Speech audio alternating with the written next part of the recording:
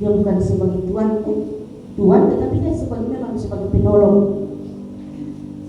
Dalam bahasa aslinya kata ini bukan berarti pembantu yang rendah, melainkan penolong yang kuat.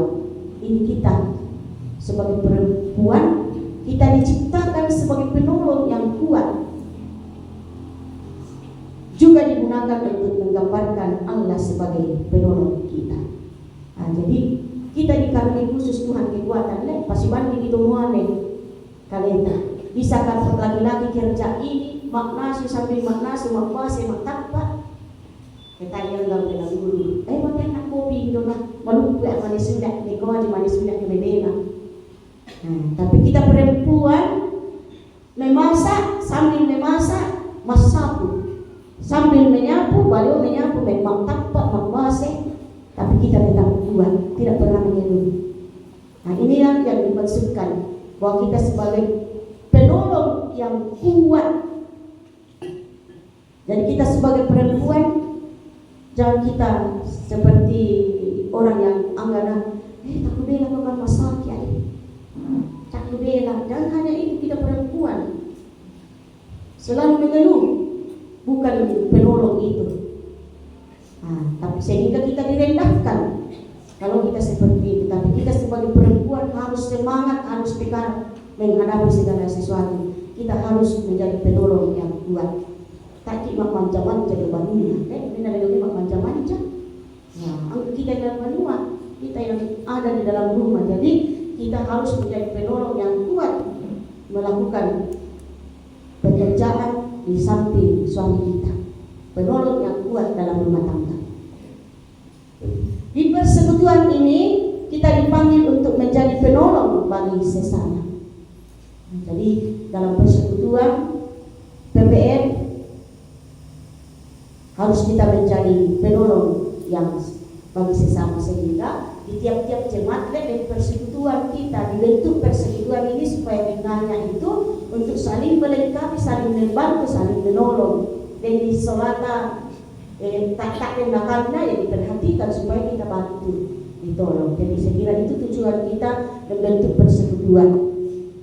Jangan membiarkan persekutuan kita menjadi tempat bergosip. Yang akan ditekankan dalam ibu oleh ibunya makosi, ibunya itu kayak ini sadar kasih tak sih kapela si katakan, kita nak bawa dia, mulai persidangan ibu pembawa utama Margarita, ya kalau tak usaha bertanya kedua, harus dia oleh kedua itulah. Jadi kita ibu ya, biar memang kita cerai, tapi kita menggunakan keceriaan kita dengan positif. Jangan di tempat persekutuan kita dijadikan tempat bergosip, melainkan tempat di mana kita saling menguatkan, saling mendoakan, dan saling membangun. Ini tujuan persekutuan kita. Sekali lagi bukan untuk tempat bergosip, tempat mencari terang kejelekan orang lain, tulak-tulak solata. Tetapi tempat untuk saling melengkapi, saling menolong, saling membangun, saling mendoakan, dan saling menguatkan. Nah, ibu-ibu yang kekasih di dalam Tuhan Yesus, ada 3 hal yang akan kita bawa pulang ke dalam rumah tangga kita, ke dalam persekutuan kita masing-masing, yang sangat sederhana. Pertama, mulailah dengan doa. Jadikan doa sebagai napas rumah tangga kita, bukan sekedar pelagian saat ada masalah. Jadi setiap saat kita berdoa. Pernah saya membaca satu cerita dan desa ibu-ibu anaknya seorang perwira tentara. Setiap sore dia mendoakan keluarganya dan anak-anaknya. Ini sudah rutin dilakukan. Nah, ketika ini anaknya akan berperang, tepat jam 5, akan berperang, dia tak Maria. Dia tidak takut, karena dia tahu ibunya berdoa pada jam 5, pasti dia doakan saya. Sehingga waktu itu, waktu dia berperang, dia luput dari tembakan.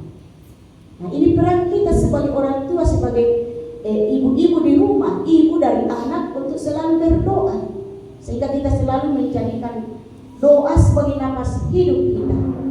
Pagi sebelum bekerja, atau sore, atau kita ambilkan waktu sejenak untuk mendoakan keluarga kita, suami kita, anak-anak kita yang menuntut ilmu atau bekerja di rantau orang atau dimanapun mereka berada.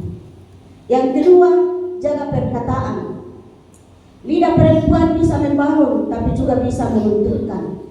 Gunakan kata-kata yang memberkati suami, anak, dan sesama anggota persekutuan. Nah, jadi ini kita hati-hati menggunakan lidah, biarlah apa yang kita ucapkan, perkataan kita itu adalah doa. Ya, maka dia kami bilang mama sedang nalenten di roh pihak balik mau ate lek. Nah, itu kita ucapkan kepada suami kita saat emosi atau anak-anak kita, karena itu adalah doa. Nah, apa yang kita ucapkan itu akan terjadi. Jadi gunakanlah menjaga lidah, biarlah apa yang kita ucapkan kata-kata yang membangun, yang memberi berkat bagi suami, bagi anak-anak, bahkan sesama anggota persekutuan.